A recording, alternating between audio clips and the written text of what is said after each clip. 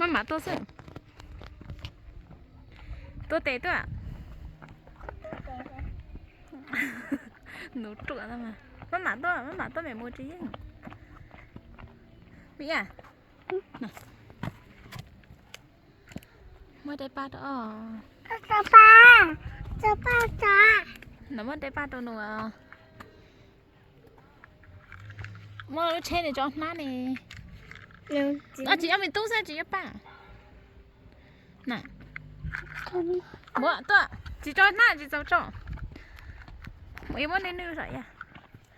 Mama tua mà đây là còn đấy mama tua này mà. Mama tua. Mama tua, yon de. De, sama tua. Nhớ tới gì sao? Nhớ tới gì sao? Lùa sao? Sao lùa sao? Tua. Mama tua. Nấu nuôi ép à nụ. Yên nuôi nấu ép vậy ạ. Yên tụ lui tụ. Yên nuôi nấu ép vậy ạ. Xin mạ.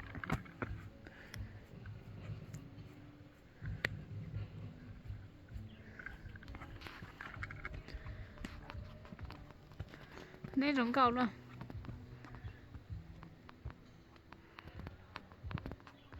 Tua, mama tua. Tua tê tua mà.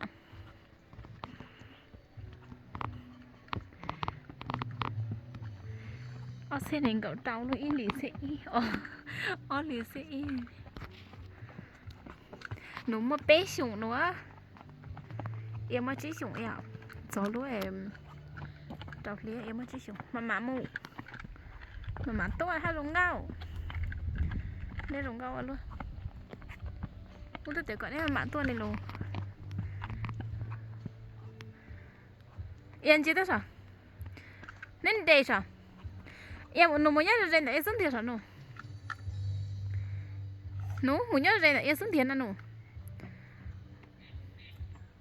Muốn nhớ là em sống thiệt mà.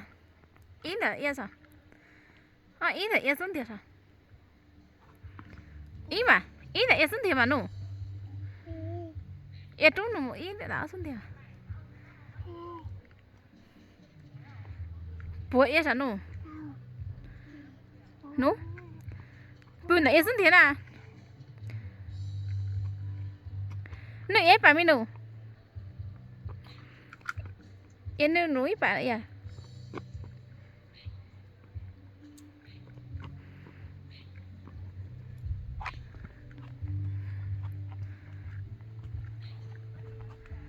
Cho nên gì luôn luôn là mama tua.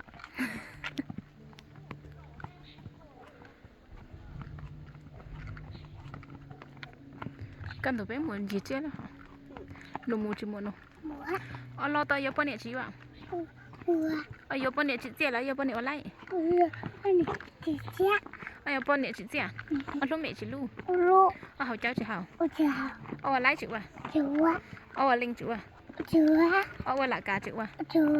Ở cận tao chỉ cậu. Ở xì gió cậu chỉ xì. Ở một thứ nhiêu mẹ dùng chữ mù. Ở bố mẹ dùng chữ bố. Dạ ở lo tao yêu gì à? Ở lo tao yêu gì à? Ở yêu tụi rong ấy yêu tụi phê. Yêu tụi rong.